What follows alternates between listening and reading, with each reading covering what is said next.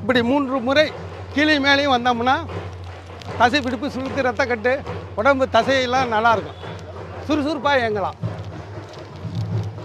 அந்த காலத்தில் நம்ம முன்னோர்கள் வாய்க்கால், குளம், குட்டை, கிணற்றுல வந்து குளிப்பாங்க. கால் பாதத்துலேருந்து தண்ணி பட்டு மேலே வரும். வெப்பம் என்பது மேல் நோக்கி போகிறது. உடலில் இருக்க வெப்பமெல்லாம் வந்து அப்படியே அன்றாட வெப்பம் வெளியேறிடும். உடல் ஆரோக்கியமாக வாழ்ந்தாங்க. அப்போ வந்து துண்டு கோவணம், துண்டு தான் பயன்படுத்துவாங்க.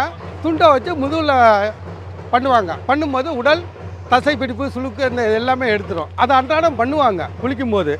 இப்போ அதெல்லாம் மறந்துட்டாங்க. அதுக்காக உருவாக்கப்பட்ட கருவி தான் இந்த மரக்கருவி.